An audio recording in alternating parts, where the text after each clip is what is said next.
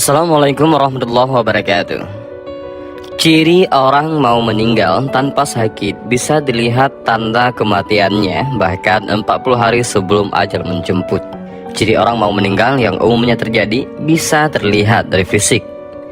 Ciri orang mau meninggal terlihat tanda-tanda fisik dan mental yang umumnya terjadi menjelang kematian. Kematian memang menjadi rahasia Sang Pencipta. Tak pernah ada yang tahu kapan dan di mananya. Namun setiap yang bernyawa pasti akan menemui ajalnya. 40 hari menuju kematian. Tanda-tanda kematian juga muncul setelah masuk waktu asar.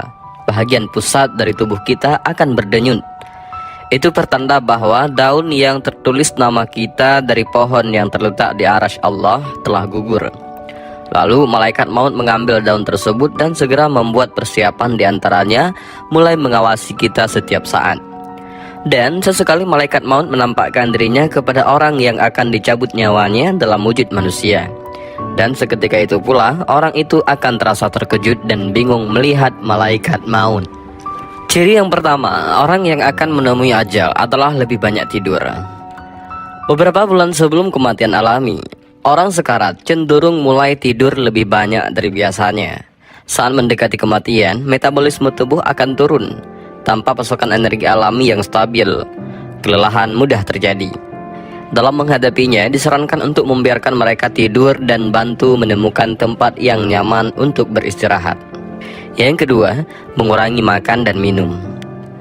Kebutuhan energi semakin berkurang seiring bertambahnya usia. Kecenderungan karena merasa tidak membutuhkan banyak energi untuk melakukan banyak tugas sehari-hari, sehingga semangat makanan dan minuman berkurang. Orang sekarat sangat mungkin tidak memiliki selera makanan sama sekali, bahkan terhadap nafsu dan menu favorit mereka. Seseorang mungkin berhenti makan atau minum sama sekali beberapa hari menjelang kematiannya. Dalam menghadapinya, disarankan untuk membiarkan mereka makan saat lapar, waktu di mana mereka menginginkannya. Menghidrasi tubuh itu penting, sehingga baiknya selalu tawarkan mereka minuman yang segar. Ketika mereka cukup lama tidak minat minum sama sekali, Anda dapat menepuk-nepuk ringan bibir mereka dengan sapu tangan basah atau yang dingin, agar kulit halus di sekitar bibir tetap lembab. Yang ketiga, menarik diri dari orang-orang. Tidak jarang orang yang sakit keras perlahan-lahan menarik diri dari aktivitas sosial dan orang-orang di lingkungannya. Itu adalah cerminan alami dari perubahan energi serta keinginan untuk menjaga hari-hari terakhir mereka. Dalam menghadapinya, Anda tidak perlu tersinggung dengan sikap yang demikian, sebab belum tentu itu cerminan bagaimana perasaan mereka tentang Anda. Beberapa orang tidak ingin membiarkan orang lain melihat mereka sekarat. Jadi mereka mungkin mengisolasi diri di hari-hari terakhir mereka. Berkunjunglah saat mereka merasa nyaman. Yang keempat, perubahan di organ vital. Menjelang kematian, orang yang sekarat umumnya mengalami penurunan tekanan darah. Saat tekanan darah rendah, ginjal juga akan berhenti bekerja. Anda mungkin melihat urin yang berwarna sawo matang, coklat atau merah kecoklatan. Selain itu, perubahan pernapasan menjadi lebih jelas. Detak jantung juga menjadi tidak teratur dan sulit terdeteksi. Yang kelima, perubahan pada kotoran. Kuantitas kencing dan buang air besar orang sekarat lebih sedikit dan tidak teratur dikarenakan orang yang menjelang kematian sedikit makan dan minum. Semakin mereka sedikit makan dan minum, mungkin mereka lebih jarang buang air kecil dan besar. Kondisi tersebut adalah proses alami. Jadi jangan khawatir jika menjelang kematian orang berhenti buang air besar dan kecil. Perubahan warna urin juga normal. Kencing mencerminkan fungsi ginjal, dan ketika ginjal mati, produksi urin mungkin melambat atau berhenti. Di beberapa pengaturan perawatan kesehatan seperti fasilitas rumah sakit, penyedia layanan kesehatan akan menggunakan kateter untuk mengalirkan urin dari kandung kemih.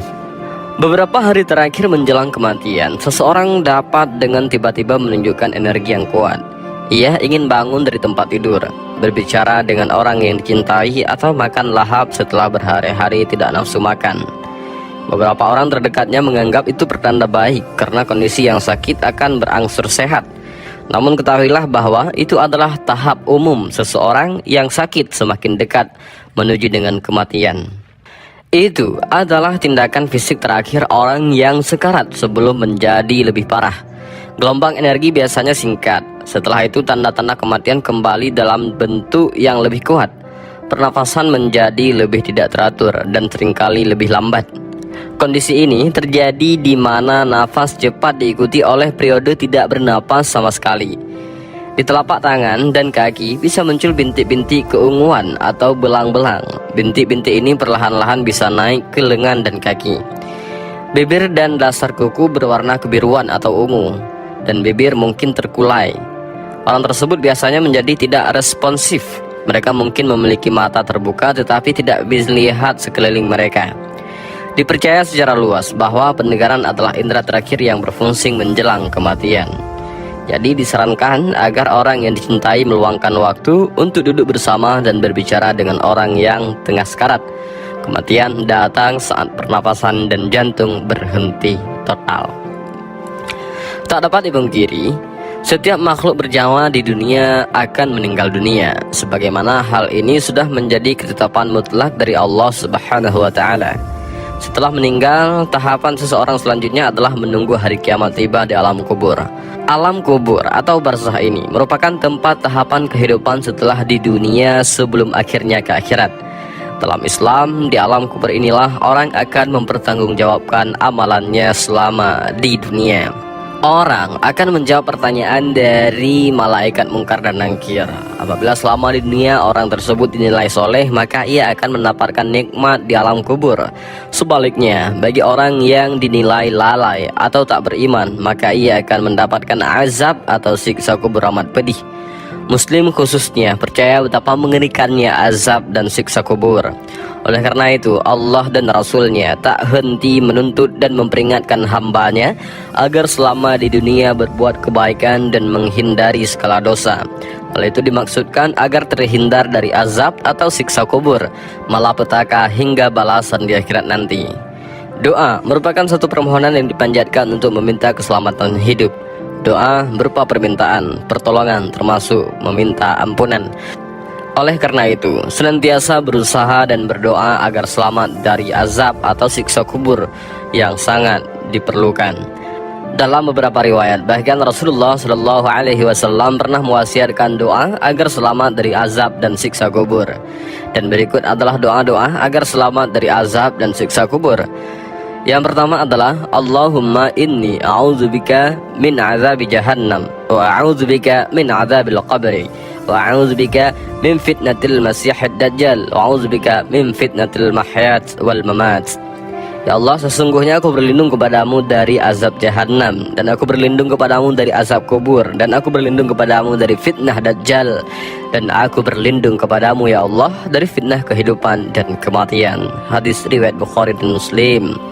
Ada juga yang lain yang diajarkan Rasulullah SAW yang artinya adalah, ya Allah, sesungguhnya aku berlindung kepadamu dari siksa kubur, aku berlindung kepadamu dari fitnah al-masih dajjal, dan aku berlindung kepadamu dari fitnah kehidupan dan sesudah mati. Ya Allah, sesungguhnya aku berlindung kepadamu dari perbuatan dosa dan hutang. Menurut Syekh Sa'id bin Muhammad Ba'shin dalam kitab Busyral Karim menuliskan beberapa bekal saat menjelang sakratul maut dan selamat dari berbagai siksa kubur. Salah satunya adalah membaca surat Al-Ikhlas. Siapa yang membaca surat Al-Ikhlas sebanyak 40 kali saat sakit menjelang kematiannya, maka telah datang keterangan hadis menyebutkan bahwa ia tidak disiksa dalam kubur. Ia juga aman dari impitan kubur, dan para malaikat dengan telapak tangan mereka akan membawanya menyeberangi jembatan Sirat hingga ke surga. Dan inilah sedikit pembahasan tentang 40 hari sebelum ajal. Ada ciri orang mau meninggal, dan ada doa yaitu surat Al-Ikhlas dan doa setelah sholat agar selamat dari siksa kubur. Mudah-mudahan video ini bermanfaat. Allahu a'lam bishawab. Assalamualaikum warahmatullahi wabarakatuh.